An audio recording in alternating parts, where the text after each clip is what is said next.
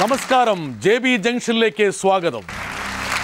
മലയാള സിനിമയ്ക്ക് പുതിയ മാനം നൽകിയ ആഷിക് കപൂറും റിമ കല്ലെങ്കിലും എങ്ങനെയാണ് തങ്ങളുടെ ഭാവി പരിപാടികളെ കാണുന്നത്? കാണുക JB ജംഗ്ഷൻ. ആഷിക്കിൻ്റെ ഒരു ശബ്ദത്തെക്കുറിച്ചും മുഖത്തെക്കുറിച്ചും പറഞ്ഞു. സ്വാഭാവികമായിട്ടൊരു സിനിമ കൺസീവ് ചെയ്യുമ്പോൾ തന്നെ ആ മുഖങ്ങളും ശബ്ദങ്ങളും അവിടെ വരും അല്ലേ? മിക്കപ്പോഴും അങ്ങനെ വരാറുണ്ട്. ശബ്ദത്തിന് പ്രാധാന്യമുണ്ടോ? ഉറപ്പായിട്ടുമുണ്ട്. മുഖത്തേക്കാളല്ല, അത് റിലേറ്റീവാണ്. അത് അങ്ങനെ കൃത്യമായിട്ട് പറയാൻ പറ്റുമെന്ന് എനിക്കറിയില്ല. അത് ഡിപ്പെൻഡിങ് ഓൺ ദി സ്ക്രിപ്റ്റ്. അതെ, ചിലപ്പോൾ വേണം ശബ്ദത്തിനായിരിക്കും കുറച്ചുകൂടെ ഉണ്ടാവും. ചിലപ്പോൾ മുഖത്തിനായിരിക്കും. അത് സിനിമ അനുസരിച്ചിരിക്കും. പക്ഷെ ഇപ്പോഴും നടികൾക്ക് അവരുടെ ശബ്ദമൊന്നും വേണ്ടതില്ല എന്നുള്ളൊരു ധാരണ നമ്മുടെ ആൾക്കാർക്കുണ്ട്. ഇല്ല, ഇപ്പോൾ ഇല്ല, അങ്ങനെയൊന്നുമില്ല. ഇപ്പോൾ എല്ലാവരും പറ്റാവുന്നത്ര ഡബ് ചെയ്യുന്ന, ഇവരൊക്കെ അവരും അസേർട്ട് ചെയ്ത് തുടങ്ങി. പിന്നെ ശരിക്കും വോയിസും കൂടെ വേണം എന്നാണ്. പിന്നെ ഇപ്പൊ ഞാൻ ശ്യാം സാറ് എന്നെ കൊണ്ട് ഡബ് ചെയ്യിപ്പിക്കുന്ന ഞാൻ ഒരിക്കലും വിചാരിച്ചിരുന്നില്ല. ബിക്കോസ് നോക്കട്ടെ, ഞാനായിട്ടത് കാണിക്കാതിരിക്കണ്ടേ? നിനക്കെന്നോട് വെറുപ്പാല. ഐ തോട്ട് നീ എന്നോട് ക്ഷമിച്ചു എന്ന്, നിന്റെ നല്ല മനസ്സായതുകൊണ്ട്. പക്ഷെ ഇപ്പൊ എനിക്ക് തോന്നണു നിനക്കെന്നോട്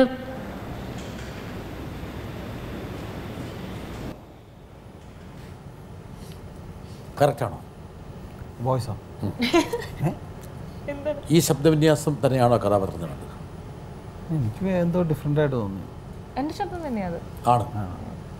ഒരു പക്ഷേ റിമയ്ക്ക് പകരം വേറൊരാളാണെങ്കിൽ അതൊരിക്കലും ചേരില്ല. അതെ അതെ അതെ, സത്യം. അല്ല, ശരിക്കും എൻ്റെ അഭിപ്രായത്തിൽ ഇപ്പോൾ സിംഗ് സൗണ്ടിൻ്റെ ഒക്കെ കാലഘട്ടമാണ് വരാൻ പോകുന്നത്. ഇപ്പോൾ ഒരു ഡബ്ബിംഗ് എന്ന് പറയുന്ന, ഒരു ഫോളി റെക്കോർഡിംഗ് എന്ന് പറയുന്നത് മാറും. പിന്നെ ശ്യാം പറഞ്ഞപ്പോൾ റിമയ്ക്ക് തോന്നിയോ അത് എൻ്റെ ശബ്ദത്തിൻ്റെ മതിയോ വേറൊരാൾ കൊടുത്താൽ പോരെ? അല്ലല്ല, എനിക്ക് ചെയ്യണമെന്നുണ്ടായിരുന്നു, ആഗ്രഹം ഉണ്ടായിരുന്നു, ഡബ് ചെയ്യണമെന്ന് ആഗ്രഹമായിരുന്നു. പക്ഷേ ശ്യാം സാറ്, ബിക്കോസ് അതുവരെ ഞാൻ കേട്ടിട്ടുള്ളത് ആക്ട്രസസിന് വേറെ ആരെങ്കിലുമൊക്കെ ഡബ് ചെയ്യും എന്ന് ഞാൻ കേട്ടിട്ടേ ഉള്ളൂ. എനിക്ക് സിനിമയെക്കുറിച്ച് വലിയ ധാരണയൊന്നും ഉണ്ടായിരുന്നില്ല ഞാൻ ഇതിൽ വരുമ്പോൾ. അപ്പോൾ ഭയങ്കര കിളിനാദം, നല്ല ഭംഗിയുള്ള ശബ്ദം. എൻ്റെ ശബ്ദം കിളിനാദമായിട്ട് ഒരു ബന്ധമില്ലാത്തതുകൊണ്ട് ഞാൻ ഒരിക്കലും വിചാരിച്ചില്ല എന്നെ കൊണ്ട് ഡബ് ചെയ്യിക്കുന്നത്. പക്ഷേ ശ്യാം സാർ ഭയങ്കര അസേർട്ട് ചെയ്ത് പറഞ്ഞു that I want your voice. അതുകൊണ്ട് എനിക്ക് തോന്നുന്നു ശ്യാം സാർ കാരണമാണ് ഞാൻ സിനിമയെ ഇത്രയും സ്നേഹിക്കാനും ഇത്രയും ഗൗരവമായി കാണാനും ഉള്ള ഒരു വലിയ റീസൺ ശ്യാം പ്രസാദ് സാറാണ്. ശ്യാം സാറിൻ്റെ കൂടെ വർക്ക് ചെയ്ത് തുടങ്ങി എന്നുള്ളതാണ്. ഈ സിനിമയ്ക്ക് ശേഷം റിമ ആഷിക്കിനെ പോലെ ഒരുപാട് ആൾക്കാർ ശ്രദ്ധിക്കുന്ന ഒരു നടിയായിട്ട് മാറി. ആഷിക്ക് എവിടെയല്ലേ നോട്ട് ചെയ്ത് അല്ലേ? ഒരുപാട് അവസരങ്ങൾ. ഒരു പക്ഷേ ഈ അഭിമുഖത്തിൽ റിമയുടെ ഒരു ഈ പറഞ്ഞ അഭിനയ സബരിയിലേക്കൊന്ന് പെട്ടെന്ന് പോകാനുള്ളതുകൊണ്ടാണ് ഞാൻ ആഷിക്കയിലേക്ക് വന്നത്. വേണമെങ്കിൽ ഏതെല്ലാം സിനിമകളായിരുന്നു? Neelathamara, Kerala Cafe, Happy Husbands, City of God. ഇത് ചിലതൊക്കെ ഒരു സ്റ്റീരിയോടൈപ്പ് പോലെ അങ്ങോട്ട് മാറിപ്പോയോ? എനിക്ക് ഇപ്പോൾ ഏത് റോൾസ് എന്ന് ചോദിക്കുമ്പോൾ എനിക്ക് ഐ തിങ്ക് ഒരു കമ്മത്തിലൊക്കെയാണ് എനിക്ക് ഒന്നും ചെയ്യാനില്ലാതെ ഇരുന്നതെന്ന് എനിക്ക് തോന്നുന്നു. ബട്ട് ഹാപ്പി ഹസ്ബൻഡ്സിൽ പോലും, even though it was a commercial potboiler, എനിക്ക് ഭയങ്കര ഒരു ഡിഫറെൻറ്റ് ഒരു വില്ലത്തി ക്യാരക്ടർ ചെയ്തു എന്നുള്ളത്.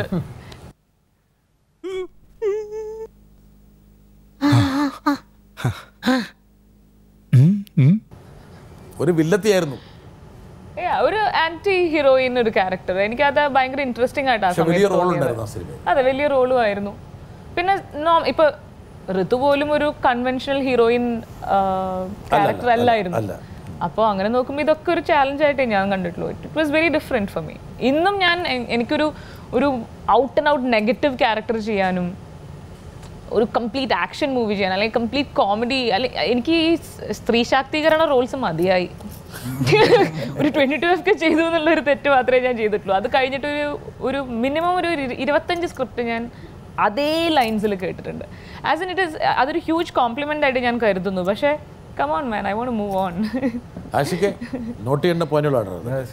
നോട്ട് ചെയ്ത് കഴിഞ്ഞു. എത്ര കാലമായി നോട്ട് ചെയ്തുകൊണ്ടിരിക്കുന്നത്? നോട്ട് പുസ്തകത്തിന് നടന്നിരിക്കുന്നു. സിറ്റി ഓഫ് ഗോഡ് മറ്റൊരു സിനിമ, എനിക്ക് അതിലും നല്ലൊരു റോൾ ഉണ്ടായിരുന്നു. ആൻഡ് ഇതുപോലെ തന്നെ ഒരു ഉഗ്രൻ സെറ്റായിരുന്നു അത്. ഒരുപാട് യങ്സ്റ്റേഴ്സ്, ലിജോ ആണെങ്കിലും, ലിജോ എനിക്ക് തോന്നുന്നു എനിക്ക് ഈ ഇൻഡസ്ട്രിയിൽ വളരെ ചുരുക്കം ഫ്രണ്ട്സേ ഉള്ളൂ. അതിലൊരാൾ എനിക്ക് ഒരുപാട് വിശ്വാസമുള്ള ഒരു ഡയറക്ടറായിരുന്നു ലിജോ. ആൻഡ് ഒരു നല്ല എക്സ്പീരിയൻസ് ആയിരുന്നു സിറ്റി ഓഫ് ഗോഡിൽ. Yes yes. വീടിന്റെ പുറത്ത് വെച്ച് മതിയെന്ന്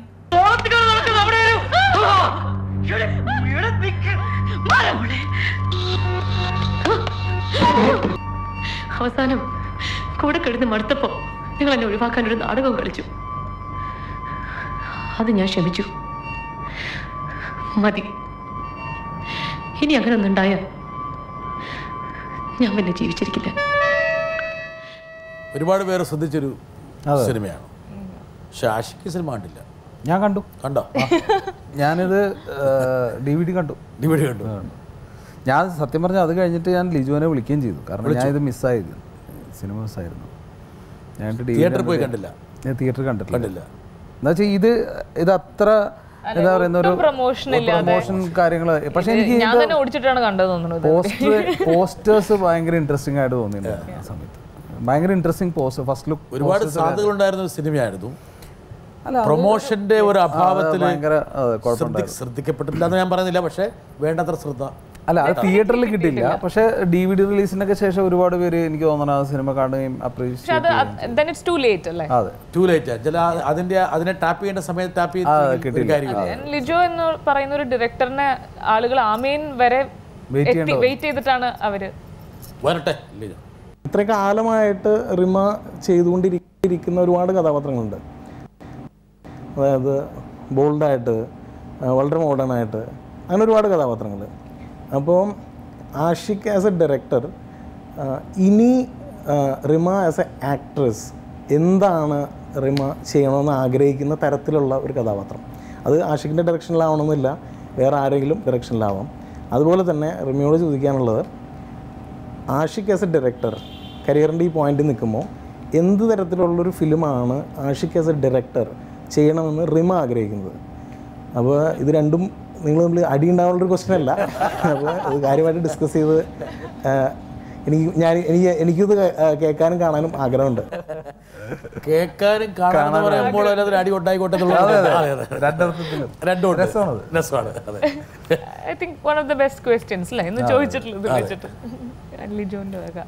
ആരാദ്യം പറയും? ഇവിടെയൊക്കെ വരുമ്പോൾ ladies first. I think Ashik ചെയ്യണമെന്ന് ആഗ്രഹമുള്ള ഒരു പടം ഇപ്പൊ ആഷിക് പ്ലാൻ ചെയ്യുന്നുണ്ട്. കാര്യം പറഞ്ഞ പോലെ ഇതൊക്കെ ഒരു ഈ പറഞ്ഞ തീരുമാനങ്ങൾ പറയേണ്ട ഒരു ഘട്ടമുണ്ട്. ചിലപ്പോ ഇത് എവിടെ എത്തിയില്ല എന്ന് വരാം. അങ്ങനെ പല ഐഡിയാസ്. മാത്രമല്ല ഇൻഡസ്ട്രിയിൽ ഇങ്ങനെയുള്ള കുറച്ച് സീക്രട്സ് വേണം കീപ്പ് ചെയ്യേണ്ടി വരും. അല്ല, അതിന്റെ മാത്രമല്ല, ഇപ്പൊ നമ്മൾ തമ്മിൽ ഒരുപാട് കാര്യങ്ങൾ സംസാരിക്കാറുണ്ട്. ഞങ്ങൾ രാത്രി ഇരുന്ന് പറയാ ഒരുപാട്. അപ്പോൾ ഏതായിരിക്കും ഇപ്പോൾ ഇതിന്റെ ഒരു ക്ലൈമാക്സോ കാര്യങ്ങളോ ഒക്കെ കിട്ടി അതിനൊരു പൂർണ്ണമായിട്ടുള്ള ഒരു അർത്ഥത്തിലോട്ട് വരുന്ന സമയത്ത് നമുക്ക് പറയാം. പക്ഷെ ഡെഫിനറ്റ്ലി ഇപ്പൊ ഞാൻ പറഞ്ഞ പോലെ ആഷിക്കിന് താല്പര്യമുള്ള, ആഷിക്ക് വളരെ എക്സൈറ്റഡ് ആവുന്ന ചെറിയ ചെറിയ പടങ്ങളുണ്ട്, വിച്ച് ഹാസ് എ സോൾ. ഒരിക്കലും ഓഡിയൻസ് മറക്കില്ല അങ്ങനത്തെ സിനിമകൾ. ആർക്കെങ്കിലും മനസ്സിൽ തട്ടി, ഇപ്പോൾ ഡാത്തടിയെ കണ്ടു കഴിഞ്ഞിട്ട് ഒരുപാട് വെയിറ്റ് പ്രോബ്ലംസ് ഉള്ള ഒരുപാട് പേര് വിളിച്ചിട്ട് ഞങ്ങൾക്ക് വേണ്ടി ഒരു സിനിമ ഉണ്ടാക്കിയല്ലോ എന്ന് പറയുമ്പോൾ കിട്ടുന്നൊരു സന്തോഷം. 22FK കണ്ടു കഴിഞ്ഞിട്ട് ഒരുപാട് പെൺകുട്ടികൾ വിളിച്ചിട്ട് ഞങ്ങൾക്ക് വേണ്ടി അങ്ങനെ ഒരു സോളുള്ള പടം എപ്പോഴും മലയാള സിനിമയിൽ ചർച്ച ചെയ്യപ്പെടും, എക്കാലവും ചർച്ച ചെയ്യപ്പെടുന്ന തരം സിനിമകൾ ചെയ്യണമെന്നാണ് എൻ്റെ ആഗ്രഹം. വളരെ പ്രസക്തം. അതായത് ഗാങ്സ്റ്ററിൻ്റെ വഴിയിൽ പോകേണ്ടതില്ല, കുറച്ചും കൂടി. ഞാൻ റീമ പറഞ്ഞതിനെ കുറച്ചുകൂടി വേറൊരു ഭാഷയിലൊക്കെ ആക്കിക്കട്ടെ. അതായത് എപ്പോഴെങ്കിലും എവിടെയെങ്കിലും ആരെങ്കിലും മനസ്സിൽ താലോലിക്കാൻ ആഗ്രഹിക്കുന്ന ഒരു സിനിമ, അത് വേണം ചെറിയൊരു ന്യൂക്ലിയസ് ആയിരിക്കും, വലിയൊരു മിനിസ്ക്യൂൾ വിഭാഗമായിരിക്കും. പക്ഷേ എങ്കിൽ പോലും അതിനൊരു പ്രസക്തി ഉണ്ട്. അതല്ലേ ഒന്ന് ടച്ച് ചെയ്യണം. ആഷിക്ക് എന്നും നിലകൊള്ളുന്നത് അങ്ങനത്തെ സോളുള്ള സിനിമകൾക്ക് വേണ്ടിയാണ്. എനിക്കത് വ്യക്തമായിട്ട് അറിയാം. സോ ആത്മാവില്ലാത്ത സിനിമകളിലെ പുറകെ ആഷിക്ക് പായരുത്. ഒരിക്കലും പായാനെ പാടില്ലെന്നുള്ളതാണ് റിമയുടെ. അത് ഇവള് വളരെ സ്ട്രോങ് ആയിട്ട് എപ്പോഴും പറഞ്ഞുകൊണ്ടിരിക്കുന്ന ഒരു കാര്യം തന്നെയാണ്. അപ്പൊ തിരിച്ച് അങ്ങോട്ട് പറയേണ്ട കാര്യം അല്ല, എനിക്ക് റിമ ചെയ്യേണ്ട ക്യാരക്ടറായിട്ട് നല്ല ഹ്യൂമർ, ഭയങ്കര ഹ്യൂമറസ് ആയിട്ടുള്ള, ഭയങ്കര ലൈറ്റർ ഹ്യൂമറല്ലോ, ഒട്ടും സ്ലാപ്സ്റ്റിക് ലെവലിലോട്ട് പോകാത്ത നല്ല ഡയലോഗ് ഹ്യൂമറൊക്കെ ഉള്ള ഒരു ക്യാരക്ടർ ചെയ്താൽ നന്നായിരിക്കും എന്ന് എനിക്ക് തോന്നുന്നു. ഭയങ്കര സട്ടിലായിട്ടുള്ള, ഒട്ടും ലൗഡ് അല്ലാത്ത. നല്ല ഹ്യൂമർ ഉണ്ടോ ചില സമയത്ത്? തൃശ്ശൂർക്കാരുടെ ഒരു ഒരു സ്വാഭാവികമായിട്ടുള്ള നർമ്മം കിട്ടിയിട്ടുണ്ട്. ഉണ്ട് ചില സമയത്ത്, മിക്കപ്പോഴും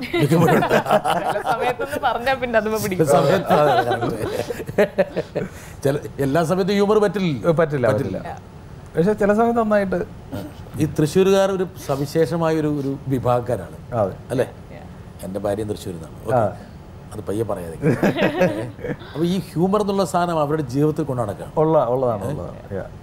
അപ്പനും മകനും തമ്മിൽ ഹ്യൂമറിൽ സംസാരിക്കും. അതെ, ഗംഭീരമായിട്ട് നല്ല രസമുള്ള ഹ്യൂമർ ഉണ്ടാവും. പിന്നെ സ്വതവേ കുറച്ച് ലൗഡായിട്ട് സംസാരിക്കുന്ന ആൾക്കാരായിരിക്കും. പക്ഷെ ഭയങ്കര സ്നേഹമുള്ള ആൾക്കാരായിരിക്കും, ഭയങ്കര എന്താ പറയുന്നത് ഹ്യൂമർ സെൻസ് ഉള്ള ആൾക്കാരായിരിക്കും.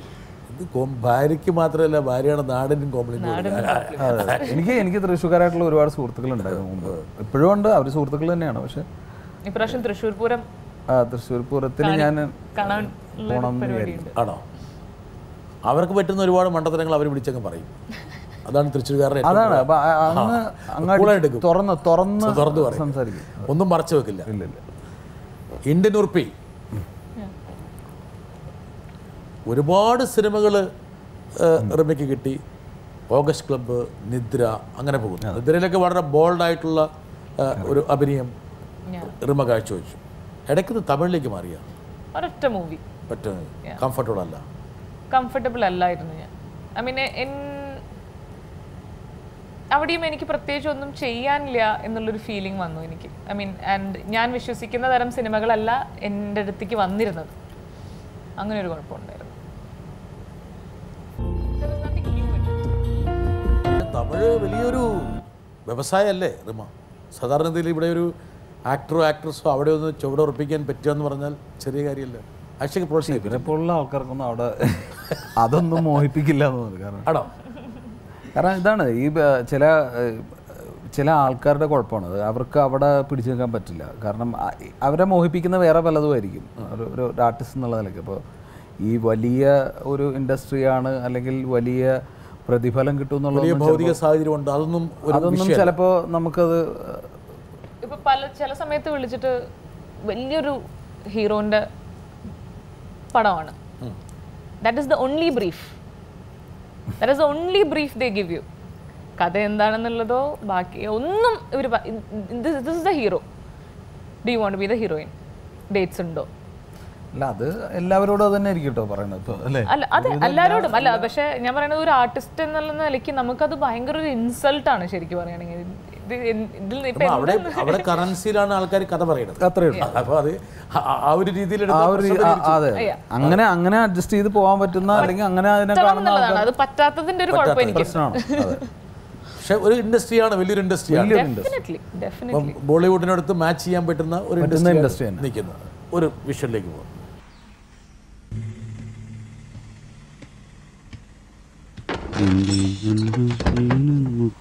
നേരം വൈകിട്ട് പോയിട്ട് വാടാ, എല്ലാം റെഡിയാ. ശരി, ഞാനൊരു ചോദ്യത്തിലേക്ക് വരാം. കണ്ടല്ലോ ക്ലിപ്പിംഗ്. ഇടുക്കി ഗോൾഡ് എന്ന സിനിമയിൽ എൻ്റെ ജീവിതവുമായി ബന്ധപ്പെട്ട ഒരു രസകരമായ സംഭവമുണ്ട്. അത് പ്രേക്ഷകരുമായി ഒന്ന് പങ്കുവെക്കാമോ? ഞാനൊന്നും പറയുന്നത് അതെനിക്ക് ഇഷ്ടപ്പെട്ടു. അത് ഭയങ്കര നല്ല കണക്ഷനാണ്. അത് സത്യമാണ്. എൻ്റെ തൊട്ട് താഴെയുള്ള പെങ്ങളാണ്. ഇവളുടെ അനിയത്തിയാണ്. ആഷിഖിന്റെ അനിയത്തിയാണെങ്കിലും 2 അനിയത്തിമാരിൽ തൊട്ട് താഴെയുള്ള. ഇവളുടെ കല്യാണത്തിൻ്റെ ആൽബം ഇതുവരെ ഇല്ല. അവളുടെ മകൾക്ക് 12 വയസ്സെന്തോ ആയി. അപ്പോൾ അങ്ങനത്തെ ഒരു ഇൻസിഡൻ്റാണ് ശരിക്കും ഈ സദു എന്നുള്ള ക്യാരക്ടറും അങ്ങനെയായിട്ട് ഒരു ഫോട്ടോഗ്രാഫറുടെ ലൈഫിൽ കൊണ്ടുവന്നത്. അത് സിനിമ കണ്ടു കഴിയുമ്പോഴത്തേക്ക് അത് കുറച്ചുകൂടെ അധികം ഫീൽ ചെയ്തെന്നാണ്. കുറേ നാളായിട്ട് മറന്നിരിക്കുന്നത്. ഇനി ഇവളിത് എന്തായാലും ഒരു 5-10 വർഷത്തേക്ക് ഇത് മിനിമം പറയും. പ്രത്യേകിച്ച് കഥ പറയുക എന്നുള്ളത് നിങ്ങളുടെ കുടുംബത്തിന്റെ തന്നെ ഒരു ക്യാരക്ടർ ആയതുകൊണ്ട് അത് മറക്കില്ല. അത് എന്താ പറയാ, ലൈഫിൽ നിന്നാണല്ലോ കുറെ കാര്യങ്ങൾ പഠിക്കുന്നത്. പ്രത്യേകിച്ച് ആഷിക്ക് ഈ പെങ്ങന്മാരുടെ പരാതിക്ക് ഒരിക്കലും വിരാമം ഉണ്ടാവില്ല. ഒരിക്കലും ഇല്ല. പക്ഷെ എൻ്റെ പെങ്ങന്മാരെ എനിക്ക് തോന്നുന്നത് കമ്പാരിറ്റീവ്ലി വളരെ കുറച്ച് പരാതികളുള്ള ആൾക്കാരാണ്. ഇതൊക്കെ വളരെ ജെന്യുവിൻ പരാതിയാണ്. പരാതിയല്ല, ഇത് ഭയങ്കര ക്രൈമാണ്. കല്യാണത്തിന്റെ ആൽബം എൻ്റെ ഒരു സുഹൃത്താണ് ഈ ഫോട്ടോഗ്രാഫർ. അവനിപ്പോഴും ഉണ്ട്. അവനെ വിളിച്ചോണ്ട് ഇവിടെ എന്നിട്ട് അളിയന്റെ വീട്ടിൽ നിന്നുള്ള ഫോട്ടോഗ്രാഫറുടെ കയ്യിൽ നിന്ന് അത്യാവശ്യം ഫോട്ടോ ഒക്കെ മേടിച്ചിട്ടാണ് ഒരു ഇത് അഡ്ജസ്റ്റ് ചെയ്തത്. ഈ വിദ്വാൻ എടുത്തില്ലേ എന്ന സ്ഥിതി എന്താ സംഭവിച്ചെന്നുള്ളത് എടുത്ത് ഫിലിമില്ലാതെ എടുത്തായിരിക്കും. എന്തോ അത്യാഹിതം സംഭവിച്ചിട്ടുണ്ട്. ഫ്ലാഷ് മാത്രം അടിച്ച് കാണുള്ളൂ. എന്താ വെച്ചാൽ ഇത് ഡിജിറ്റൽ ആയിരുന്നില്ല. അതെ അതെ, ഫ്ലാഷ് അടിച്ച് സംഭവം ചെയ്തിട്ടുണ്ട്. കാരണം അന്ന് കോളേജിൽ അറിയപ്പെടുന്ന ഒരു ഫോട്ടോഗ്രാഫർ ആയിരുന്നു ഇദ്ദേഹം. അപ്പോൾ ഇവനെ വിശ്വസിച്ച് ചെയ്യിപ്പിച്ചതാണ്. പക്ഷെ അവനെന്തോ അബദ്ധം പറ്റിയിട്ടുണ്ട്. അവനിപ്പോഴും ഫോട്ടോഗ്രാഫർ ആണോ? ഇവനിപ്പോഴും ഫോട്ടോഗ്രാഫർ. അവനിപ്പോഴും ഫോട്ടോഗ്രാഫർ ആയിരിക്കാനുള്ള ധൈര്യമുണ്ട്. അതെ അതെ, അത് പെങ്ങളെ അങ്ങോട്ട് അഴിച്ചുവിടുക. ഇവർ 2 വട്ടം അവന്റെ സ്റ്റുഡിയോയിലൊക്കെ പോയി അവനെ ഒളിച്ചൊക്കെ നടക്കുകയാണ്. ഭയങ്കര വലിയ കഥയാണ് ഇത്. സദാനന്ദന്റെയും രവീന്ദ്രന്റെ കഥ പോലെ അല്ല അത്. അതിലും ഭയങ്കര വയലന്റ് ആണ്. മെലോഡ്രാമയുണ്ട്, ഒരുപാട് ട്വിസ്റ്റ് ഒക്കെ ഉണ്ട്. ഓടിച്ചിട്ട് പിടിക്കൽ തുടങ്ങിയിട്ടുള്ള. പക്ഷേ എ സർട്ടിഫിക്കറ്റ് ഇതിന് വേണ്ടാത്തത് കൊണ്ട് നമ്മൾ അതിലേക്ക് പോകുന്നില്ല. ഇടുക്കി ഗോൾഡ്, അതിനെക്കുറിച്ച് ആരോ ഒന്ന് പറയാൻ നിൽക്കുന്നുണ്ട്. ചെറുതോണിയിൽ ഇടുക്കി ഗോൾഡിൻ്റെ ഷൂട്ട് നടക്കുന്ന സമയത്താണ് അവിടെ നമ്മുടെ ഉരുൾപൊട്ടൽ ഉണ്ടാകുന്നത്. അപ്പോൾ ഈ ഉരുൾപൊട്ടൽ ഉണ്ടാകുമ്പോഴത്തേക്കും ഷൂട്ട് തീരാൻ വരുന്നത് 2 ദിവസം മാത്രമേ ബാക്കി ഉണ്ടായിരുന്നുള്ളൂ. പക്ഷേ ആ സംഭവം നടന്നപ്പോഴത്തേക്ക് ആഷികേട്ടൻ പെട്ടെന്ന് പറഞ്ഞു, നമുക്ക് 2 ദിവസം ഷൂട്ടാണെങ്കിൽ ശരി, നമുക്കത് നിർത്തി വെച്ചേക്കാം, പിന്നീട് ഒരിക്കൽ വന്നിട്ട് ഷൂട്ട് ചെയ്യാം.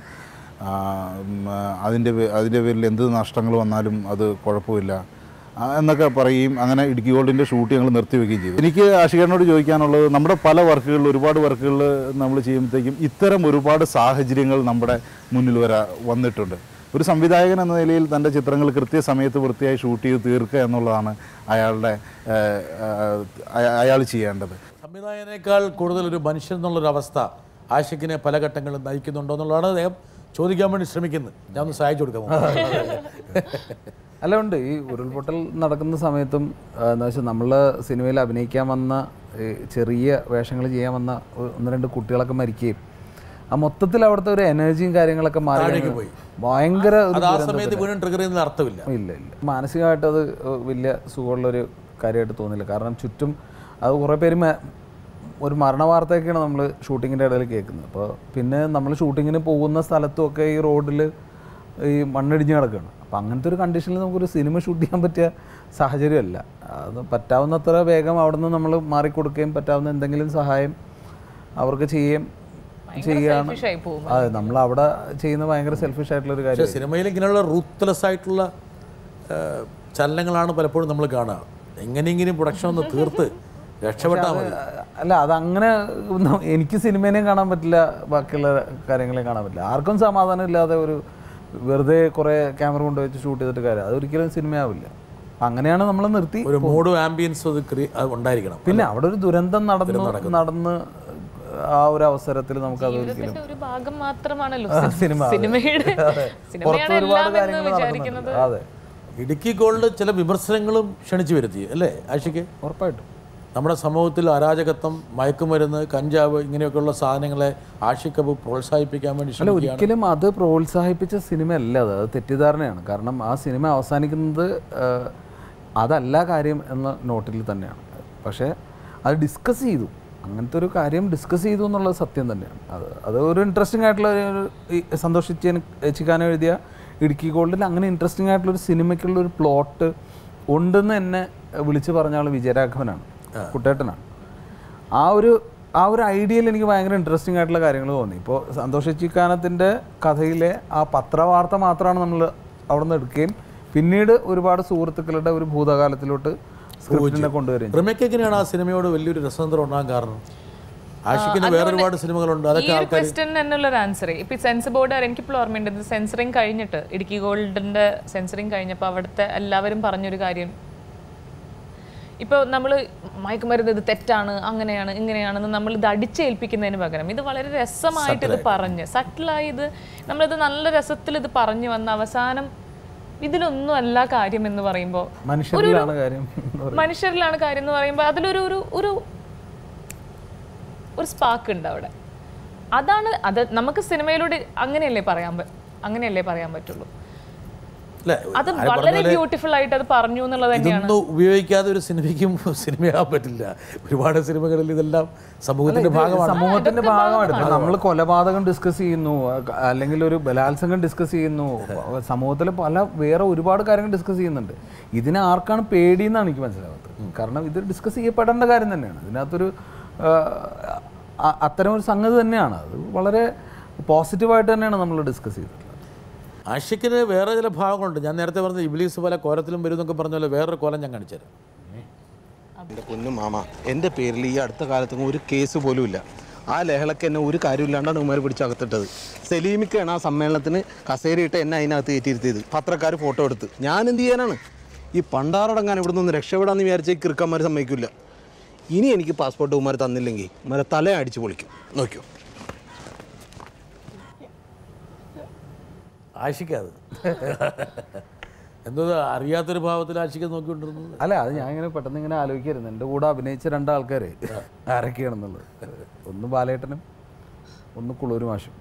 അപ്പോൾ അത് എങ്ങനെ സാധിച്ചു, എനിക്കതെങ്ങനെ പറ്റിയെന്നുള്ളതാണ്. 2 പുലികളുടെ നടുവിലാണ് ഞാൻ.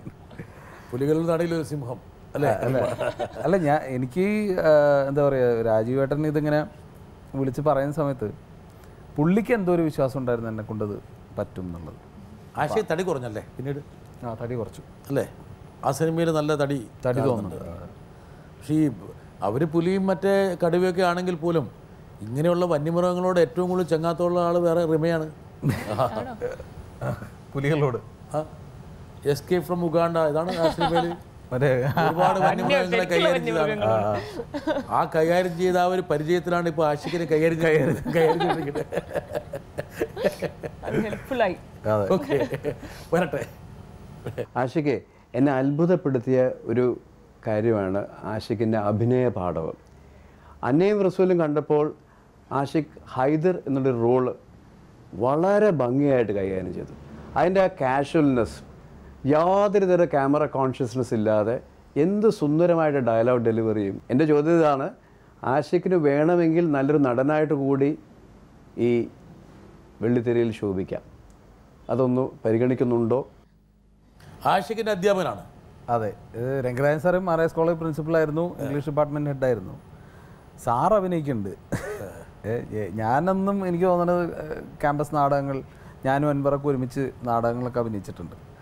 പക്ഷേ ഈ പിന്നീട് ഇപ്പം മനസ്സിലാണ് സാറിന് 1-2 പരസ്യങ്ങളിലൊക്കെ ഞാൻ കണ്ടിട്ടുണ്ട്. പുള്ളി ഇപ്പോൾ അഭിനയം തുടങ്ങിയിട്ടുണ്ട്. മൂപ്പറപ്പടി ആരംഭിച്ചു. അതെ, പുള്ളി അതെ. അല്ല, നടൻ എന്നുള്ള ഒരു ഞാനും അൻവറും ഒക്കെ ആദ്യം പഠിച്ചത് തിയേറ്ററാണ്. അപ്പോൾ ആ സമയത്തുള്ള ഒരു എവിടെയോ ചെറിയ എക്സ്പീരിയൻസ് വെച്ചിട്ടാണ്. അല്ല, പല സംവിധായകന്മാരും പല സിനിമാ മേക്കേഴ്സും അഭിനയ രംഗത്ത് നന്നായി ശോഭിക്കുന്നുണ്ട്. ലാലകേശ്, ഒരുപാട് പേരുണ്ട്. രഞ്ജി, നമ്മുടെ പല സുഹൃത്തുക്കൾ ഈ രംഗത്ത്. അപ്പം വേണമെങ്കിൽ ആഷിക്കിന് വേണമെങ്കിൽ ഒരു കാലം അവിടെയും വേണം വെക്കാം. അല്ല, ഞാൻ പറഞ്ഞില്ലേ, ഇപ്പോൾ അതാ എനിക്ക് ചെയ്യാൻ പറ്റുമെന്ന് എനിക്കും തോന്നണം, അത് ചെയ്യുന്ന ആൾക്കാർക്കും തോന്നുന്ന കാര്യങ്ങൾ ഈ സിനിമ കണ്ടു കഴിഞ്ഞപ്പോൾ ആഷിക്കിന് തോന്നിയില്ല കുഴപ്പമൊന്നുമില്ല എന്നുള്ളത്? എനിക്കത് ആ ക്യാരക്ടർ ഏകദേശം എന്നെ കൊണ്ട് വഴങ്ങുന്നതാണ്. എനിക്ക് ആ ക്യാരക്ടർ ആയതുകൊണ്ടാണ്. അല്ലെങ്കിൽ എനിക്ക് വേറെ കാര്യങ്ങളൊന്നും എനിക്ക് ചെയ്യാൻ പറ്റില്ല. അപ്പൊ അത്ര ഒരു കോൺഫിഡൻസ് അക്കാര്യത്തിൽ ഇല്ല? ഇല്ല, ഉറപ്പായിട്ടും ഇല്ല. റിമ, ആഷിഖ് നല്ലൊരു നടനാണ്. He is A good actor. വീട്ടിലെ കാര്യമല്ലേ ഞാൻ പറഞ്ഞ? വീട്ടിൽ അഭിനയിക്കുന്നതാണല്ലോ അതിന്റെ. എന്തായാലും റിമയ്ക്ക് വലിയൊരു മതിപ്പാണ്. ആഷിക്കിനൊരു പക്ഷേ പിന്നെ വേണമെങ്കിൽ ആഷിക്ക് നായകന് റിമ നായികയായിട്ട് വേണ്ടി സിനിമ വേണമെങ്കിൽ ഒരാൾക്ക് വേണമെങ്കിൽ ക്ലൂ എടുത്തോ വേണമെങ്കിൽ ആൾക്കാരെ. ഞങ്ങൾ പക്ഷേ ഈ സിനിമ ഒരുമിച്ചാണ് കാണാൻ പോയത്. ആൻഡ് ഐ റിമെമ്പർ ഞാൻ കംപ്ലീറ്റ്ലി ക്യാരക്ടറിന്റെ കൂടെ, ഐ മീൻ, അയ്യോ ഇങ്ങനെയൊക്കൊന്ന് പാസ്പോർട്ട് എങ്ങനെയെങ്കിലും കിട്ടിയിരുന്നെങ്കിൽ നമുക്ക് തോന്നിപ്പോവും. ഐ മീൻ അത്രത്തോളം ആ ക്യാരക്ടറിനെ ഫലവത്താക്കി. എനിക്ക് ഞാൻ മനഃപൂർവ്വം ഒന്നും ചെയ്തതല്ല, കാരണം ആ ക്യാരക്ടർ അങ്ങനെയാണ്. പിന്നെ രാജീവേട്ടന്റെ സെറ്റും അങ്ങനെയായിരുന്നു. രാജീവ് രവിയും മധു നീലകണ്ഠനുമാണ്. എനിക്ക് 2 പേരും എൻ്റെ ചേട്ടന്മാരെ പോലെ കാണുന്ന ആൾക്കാരാണ്. അപ്പോൾ പിന്നെ കൂടെ അഭിനയിക്കുന്നത് രഞ്ജിത്തേട്ടനാണ്, ബാലേട്ടനാണ്, കുളൂർ മാഷാണ്. അപ്പോൾ എനിക്ക് അവരുടെയൊക്കെ എനർജി ഉണ്ട് അതിനകത്ത്. അപ്പോൾ അതുകൊണ്ട് അതിൻ്റെ സൈഡിൽ കൂടെ അങ്ങനെ പോവും. വരട്ടെ. ആഷിഖിന് സിനിമയോട് പ്രണയമുണ്ടെന്ന് എനിക്കറിയാം. ജീവിതത്തിലേക്ക് കടന്നു കണ്ടപ്പോൾ ജീവിതസഖിയെ കണ്ടെത്തിയതും സിനിമയിൽ നിന്ന് തന്നെ. അപ്പോൾ എനിക്കൊന്ന് ചോദിക്കാനുള്ളത്, സിനിമയോടാണോ കൂടുതൽ പ്രണയം, അല്ലെങ്കിൽ അടുത്തിരിക്കുന്ന റീമയോടാണോ പ്രണയം? ഒന്ന് അറിഞ്ഞാൽ കൊള്ളാം. ഒരു കുടുംബകലഹം ഉണ്ടാക്കാൻ വേണ്ടിയിട്ട് ഇറങ്ങി പുറപ്പെട്ടിരിക്കുകയാണ്. എനിക്ക് എൻ്റെ ഭാര്യയോട് തന്നെയാണ്. ആണോ? പിന്നെ ആഷിക്ക് അങ്ങനെയല്ല, നേരത്തെ എന്നോട് പറഞ്ഞു. എന്തായാലും അല്ല, സിനിമ മാത്രമല്ല, എനിക്ക് സിനിമ മാത്രമല്ല, എനിക്ക് വേറെ ഒരുപാട് കാര്യങ്ങൾ, ഇപ്പോൾ വേറെ ഒരുപാട് മീഡിയംസ്, സിനിമകൾ വന്നും പോയിരിക്കും. പിന്നെ അതെ, അല്ല ഞാൻ ഭയങ്കരമായിട്ട് ഇൻവോൾവ് ആവുമ്പോഴേ, ഞാൻ ചില സിനിമയിലും അതിൻ്റെ തോൽവിയിലും അല്ലെങ്കിൽ ജയത്തിലൊക്കെ ഞാൻ ഭയങ്കരമായി ഇൻവോൾവ് ആവും, ഇമോഷണലി ഭയങ്കര ഇൻവോൾവ് ആവും ഞാൻ. അപ്പോൾ ഒക്കെ ആഷിഖാണ് എപ്പോഴും പറയാ സിനിമയാണ്, മീഡിയമാണ് എന്ന് പറയുന്നത്. ആക്ച്വലി അതിൽ സക്സസ് ഉണ്ടാവും, ഫെയിലിയർ ഉണ്ടാവും, പല വഴിത്തിരിവുണ്ടാവും. വീട്ടിൽ വരുമ്പോൾ ഞാൻ സംസാരത്തിനിടയിൽ ചോദിക്കാൻ, പിന്നെ പടം അടുത്തത് എന്തെങ്കിലും ആയോ എന്ന് ചോദിക്കാറുണ്ട്. അപ്പോൾ പൊന്നിക്ക് ഇഷ്ടാവില്ല ചോദിക്കുന്നത്. പക്ഷേ അത് എൻ്റെ റിലേറ്റീവ്സ് ആയാലും അച്ഛൻ്റെ റിലേറ്റീവ്സ് ആയാലും ഫ്രണ്ട്സ് ആയാലും ജനങ്ങളായാലും ഞങ്ങളോട് ചോദിക്കാറുണ്ട്, അടുത്ത പടം ഏതാണ്, ചെയ്യുന്നില്ലേ, അത് സ്റ്റോപ്പ് ചെയ്തോ പടം ചെയ്യൽ എന്ന് ചോദിക്കാറുണ്ട്. അതുകൊണ്ടാണ് ഞാൻ ചോദിക്കുന്നത്. അപ്പോൾ പൊന്നി തന്നെ അത് എല്ലാവരോടും തുറന്ന് പറയുക എങ്ങനെയാണെന്നുള്ളത് കാര്യങ്ങൾ. ഇനിയിപ്പോൾ ഒരുപാട് പേര് പൊന്നിന്ന് വിളിച്ചോളാം. അത് ഒരിക്കൽ ഇതുപോലെ അച്ഛനമ്മയും ചോദിക്കും. ഒറ്റ സെക്കൻഡ്, ഒരാളും കൂടി ഇങ്ങനെ എന്തോ ഇതുമായിട്ട് ബന്ധപ്പെട്ട് ചോദ്യം ചോദിക്കണം ആഗ്രഹമുള്ളൂ. റിമ അന്ന് എന്നോട് പറഞ്ഞിരുന്നു, കല്യാണ ശേഷവും അഭിനയ ജീവിതത്തിൽ യാതൊരു വ്യത്യാസവും വരില്ല, things continue as usual. I had told you the same thing that you have lot more to do in life as an actress. And അത് അപ്പം എനിക്ക് ആഷിഖിനെ അറിയാവുന്നതുകൊണ്ടും you had told me that അതിന് ഒരു ഡിഫറൻസും വരാൻ പോകുന്നില്ല. I'm gonna do a lot of characters and എനിക്ക് ഇനി ഒരുപാട് ചെയ്യാനുണ്ട് എന്ന് എനിക്ക് തോന്നുന്നു ഇൻഡസ്ട്രിയിൽ. എന്ന് എനിക്ക് ഒറ്റയ്ക്കുള്ള എനിക്ക് I want to do woman centric characters, whole lot to do. പക്ഷേ കല്യാണശേഷം റിമയുടെ അഡ്രസ്സില്ല, റിമ എവിടെ പോയെന്ന് ആർക്കും അറിഞ്ഞുകൂടാ. എന്താണ് ഭാവി പരിപാടി? House wife or as an actress or as A director? Rima, വളരെ പ്രസക്തമായ ചോദ്യമാണ്. Now you have to answer. It's a very very simple answer. ഞാൻ എവിടേക്കും പോയിട്ടില്ല. ആക്ച്വലി ആഷിഖിനെ അറിയുന്ന കാര്യമാണ്, 3 ടോപ്പ് ഡയറക്ടേഴ്സിൻ്റെ കൂടെ 3 സിനിമകൾ ഉണ്ടായിരുന്നു എനിക്ക്. I think March, April, May, June 4 മാസം ബ്ലോക്ക് ചെയ്തിരുന്നതാണ് ഞാൻ. ബട്ട് പല കാരണവശാൽ അത് മാറിപ്പോയി. ഐ മീൻ അത് സിനിമയിൽ വളരെ സർവ്വസാധാരണമാണ്. പക്ഷേ എൻ്റെ കാര്യത്തിൽ അത് കറക്റ്റ് കല്യാണം കഴിഞ്ഞ് ഈ സമയത്തായി പോയി അത്. അപ്പോൾ ഇപ്പം അമ്മ പറയാൻ കാരണം ഉണ്ടായത് എന്തുകൊണ്ടാണെന്ന് വെച്ചിട്ടുണ്ടെങ്കിൽ, അമ്മ പറഞ്ഞാൽ എല്ലാ ആക്ടേഴ്സും എന്തൊക്കെ തരം പടങ്ങൾ ചെയ്യണു, ഇതൊക്കെ ഇത്ര നോക്കാനുണ്ടോ, എന്തെങ്കിലും പടം ചെയ്താൽ പോലെന്നാണ് അവർ ചോദിക്കണത്. ഇത്ര വലിയ കാര്യമാണോ, വരുന്ന പടമൊക്കെ അങ്ങ് ചെയ്യുക, അല്ലാണ്ട് ഇപ്പോൾ ഇതെന്താണ് എന്ന്. ഐ മീൻ അവർക്ക് അത്രയ്ക്ക് അതിനെക്കുറിച്ചുള്ളൊരു ഗ്രാഹ്യമുള്ളൂ. ഐ മീൻ അവരത്രേ ഞാൻ കണ്ടിട്ടുള്ളൂ. ഞാൻ പക്ഷേ അൺഫോർച്ചുനേറ്റ്ലി ഓർ ഫോർച്ചുനേറ്റ്ലി ഞാൻ അതിനെ അങ്ങനെയല്ല കാണുന്നത്. ഇനിയെങ്കിലും ഐ തിങ്ക് ഇപ്പോൾ 5 years into my profession എനിക്ക് എൻ്റെ ഓഡിയൻസിനെ ഫേസ് ചെയ്യാൻ പറ്റണം. നാളെ ഇറങ്ങി ഒരു ക്രൗഡിൽ നിൽക്കുമ്പോൾ ഞാൻ അവരോടുള്ളൊരു റെസ്പോൺസിബിലിറ്റി ഞാൻ ഫുൾഫിൽ ചെയ്തു. അതിനുള്ള ഒരു തയ്യാറെടുപ്പ് ഞാൻ നടത്തണമെന്ന് എനിക്ക് തോന്നുന്നു. 2 വശമുണ്ട്. ഞാൻ 2 വശം, അമ്മയുടെ പക്ഷം പറയണ്ടേ. അമ്മ എവിടെ പോകുമ്പോൾ ആൾക്കാർ ചോദിക്കും, മോള് പടമൊക്കെ കഴിച്ചോ, കല്യാണം കഴിച്ച്. അപ്പം ആ ഒരു വലിയൊരു ചോദ്യശരങ്ങളിൽ നിന്ന് രക്ഷപ്പെടണമെങ്കിൽ ഇപ്പോൾ അമ്മയ്ക്ക് ഇതല്ലാതെ വേറെ നിവൃത്തിയില്ല. നെക്സ്റ്റ് ബെസ്റ്റ് ഓപ്പർച്യൂണിറ്റി ഇതാണ്. മാത്രമല്ല ഈ ഷോയിൽ നിന്ന് ചില ആൾക്കാരെ കൊണ്ട് പല വാഗ്ദാനം ചെയ്യിപ്പിച്ചിട്ടുണ്ട്. ചില ആൾക്കാരെ പകൽ വലിപ്പിച്ച് നിർത്തിയിട്ടുണ്ട്. ലാലിനൊക്കെ പോലെ ലാലിന്റെ പകൽ എത്രയോ പതിറ്റാണ്ടുള്ള പകൽ ഇവിടെ ഒന്ന് നിർത്തിയത്. അപ്പം സ്വഭാവത്തിൽ ഒരുപാട് മാറ്റം വരുത്താനുള്ള ഒരു ഷോയും കൂടിയാണ്. അപ്പം റിമിയോട് ചോദിക്കുന്നത്, ഒരു പക്ഷേ ഒരു നടിക്ക് ഈ പറഞ്ഞ പോലെ വലിയൊരു കാലയളവ് വേണമെങ്കിൽ ഉണ്ടാകണമെന്നില്ല. സ്വാഭാവികമായിട്ട് നമ്മളത് അംഗീകരിക്കാതിരിക്കാൻ പറ്റില്ല. ചില ആൾക്കാർ പറഞ്ഞേക്കാൻ വേണം ജനിച്ചു കഴിഞ്ഞാൽ അവിടം വരെ അഭിനയിക്കുക, ഇതൊക്കെ വേറെ ശരി. പക്ഷെ ഓരോ കാലഘട്ടത്തിലാണ് അവരെ കൊണ്ടൊരു ഉപയോഗം. ഒരുപാട് നല്ല ഓഫറുകൾക്ക് വേണ്ടി കാത്തുനിന്ന് നല്ല അവസരങ്ങൾ കൈമോശം വന്നു പോകുന്നു എന്ന് ആരെങ്കിലും സംശയിച്ചാൽ, ഒന്ന്, അവരെ കുറ്റം പറയാൻ പറ്റില്ല. രണ്ടാമത്, മലയാള സിനിമയിൽ ഒരു ട്രെൻഡുണ്ട്, കല്യാണം കഴിച്ച് കഴിഞ്ഞാൽ സിനിമാ നടികൾ അഭിനയം നിർത്തുന്നു. ആഷിക്കും അതുപോലൊരു മരണനായ ഭർത്താവാണ് അല്ല? ഇതിന്റെ വേറൊരു വശം ഞാൻ പറയാം. 3ാമത്തെ വശം പറയാം. കല്യാണം കഴിഞ്ഞ് എല്ലാവരും അഭിനയം നിർത്തി പോകുന്നു എന്ന് പറയുന്നു. കല്യാണം കഴിഞ്ഞ് ഞങ്ങൾ എങ്ങോട്ടും പോകുന്നില്ല, ഞങ്ങൾ ഇവിടെ തന്നെ ഇരിക്കാം, നിങ്ങൾ ഞങ്ങൾക്ക് എന്ത് roles, what are you giving us, ഞങ്ങൾക്ക് ചൂസ് ചെയ്യാൻ നിങ്ങൾ എന്താണ് തരുന്നതെന്നും കൂടിയില്ലേ? ഇവിടെ ചോദിക്കേണ്ട ചോദ്യം ഇവിടെ ചോദിക്കേണ്ട കാര്യമില്ല സത്യം പറയുകയാണെങ്കിൽ. ഐ തിങ്ക് ആഷിക്ക് കുറേ കൂടിയൊക്കെ ഫീമെയിൽ ക്യാരക്ടേഴ്സിന് ഒരുപാട് പ്രാധാന്യം കൊടുക്കുന്ന ഒരാളാണ്. ഐ മീൻ അല്ലാതെ ഞാൻ പറയുകയാണ്, I mean as an industry ഞാൻ ചോദിക്കുകയാണ്, ഞങ്ങളൊക്കെ ഇവരെല്ലാവരും ഇവിടെ നിന്നിരുന്നെങ്കിൽ ഇവർക്കൊക്കെ എന്ത് റോൾസ് ആണ് ഉള്ളത്? ഐ മീൻ ഞങ്ങളിവിടെ വെറുതെ നിന്നാൽ മതിയോ കല്യാണം കഴിഞ്ഞിട്ട്? അല്ലല്ലോ, അത് കഴിഞ്ഞ് ഞങ്ങൾക്ക് എന്തെങ്കിലും ചെയ്യാൻ വേണ്ടേ? അല്ല, കല്യാണം കഴിഞ്ഞുകൊണ്ട് പ്രത്യേകിച്ച് റോൾ നഷ്ടപ്പെടേണ്ട കാര്യം തോന്നുന്നു. ഇല്ല, നഷ്ടപ്പെടേണ്ട കാര്യം ഉണ്ടെന്നല്ല ഞാൻ പറയുന്നത്. അല്ലാതെയും അതായത് ഈ ഒരു റോൾസ് ഒന്നും ഇല്ല, ഇനി പ്രത്യേകിച്ച് ഒന്നും ചെയ്യാനില്ല എന്ന് തോന്നുമ്പോഴാണ് പലരും ഇത് നിർത്താം.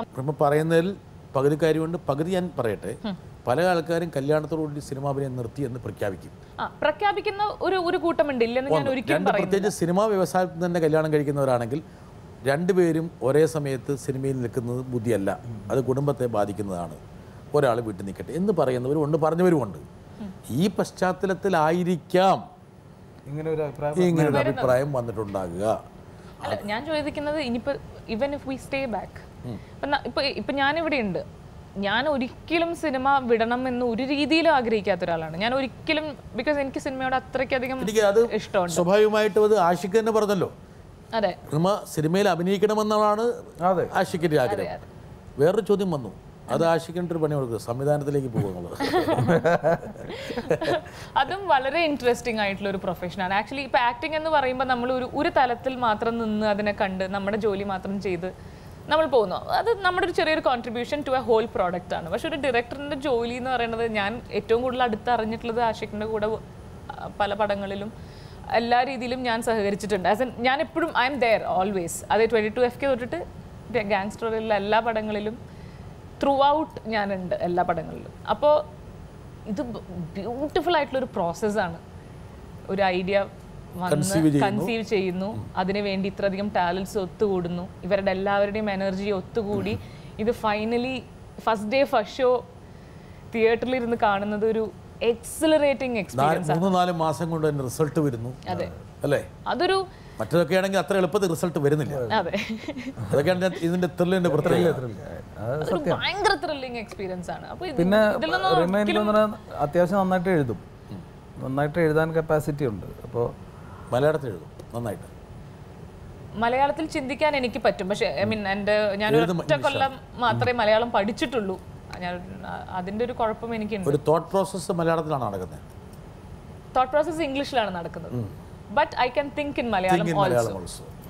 അപ്പം നല്ലൊരു തിരക്കഥാകൃത്ത്, അതല്ലെങ്കിൽ നല്ലൊരു കഥാകൃത്ത്, നല്ലൊരു സംവിധായിക, ഇതൊക്കെ ഇവിടെ വരാൻ പോവാണല്ലേ? But I want to act. And you will act also. Yeah, I will act also. അമ്മയ്ക്കുള്ള മറുപടിയാണ്. Definitely, yes, yes.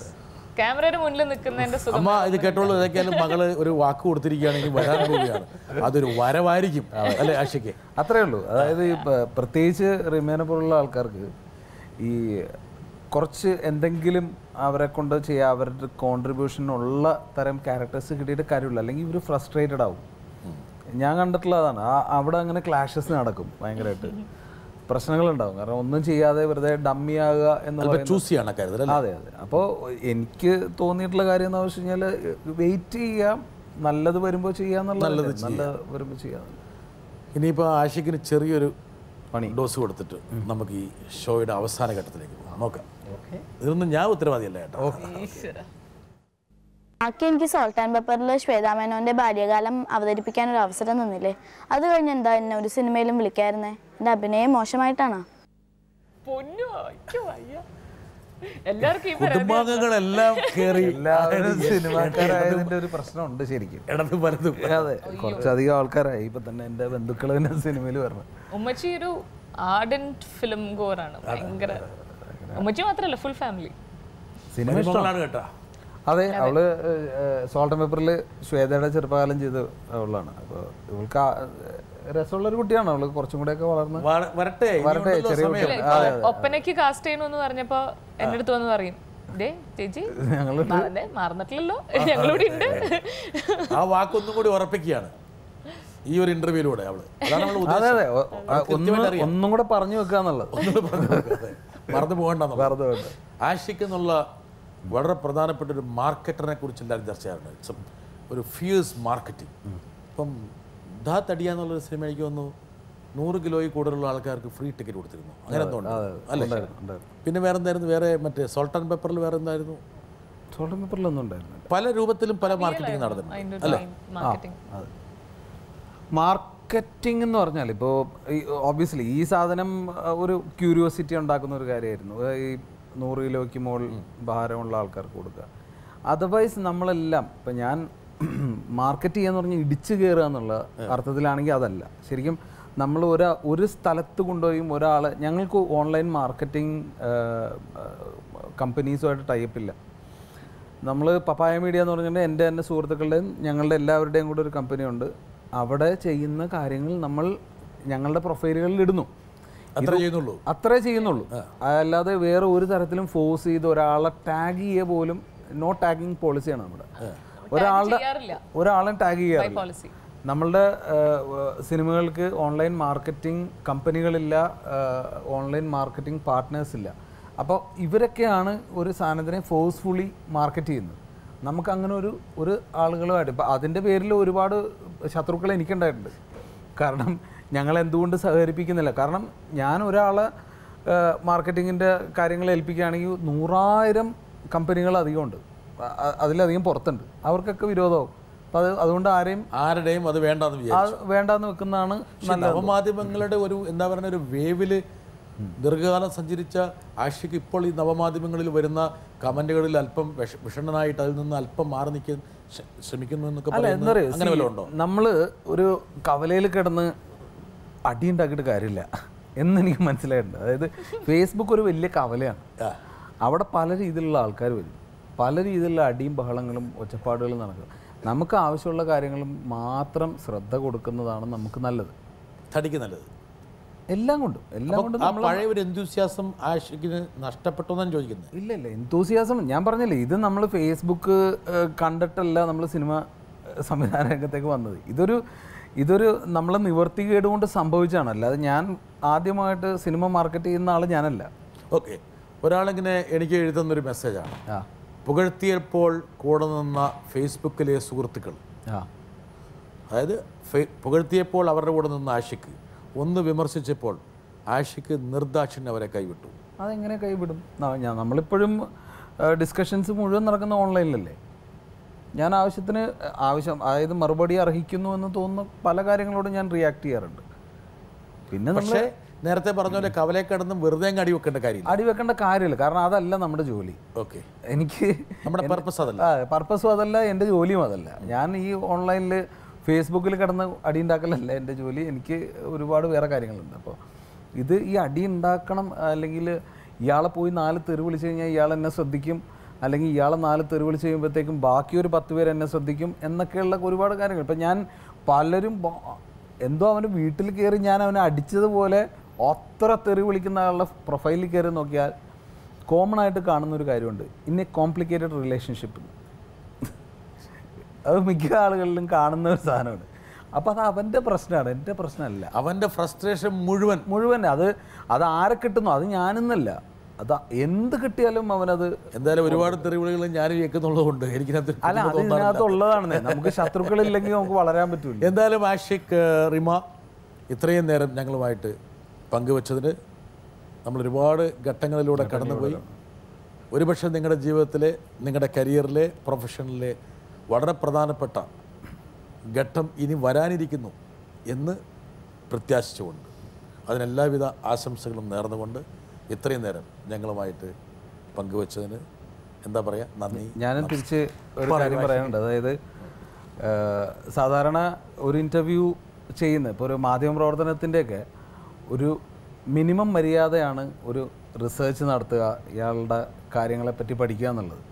അത് കൃത്യമായിട്ട് ചെയ്തു എന്ന് എനിക്ക് തോന്നുന്നുണ്ട്. അത് വളരെയധികം ഞാൻ ഇതുവരെ ഇൻ്റർവ്യൂസ് ചെയ്തതിലും വളരെ സംതൃപ്തി തരുന്ന ഒരു സാധനമായിട്ട്. ഒരുപാട് ചോദ്യങ്ങൾ ഞാൻ പിന്നെ വേറൊരു അവസരത്തിലേക്ക് മാറ്റിവെച്ചു എന്ന് കൂടി പറഞ്ഞുകൊണ്ട്.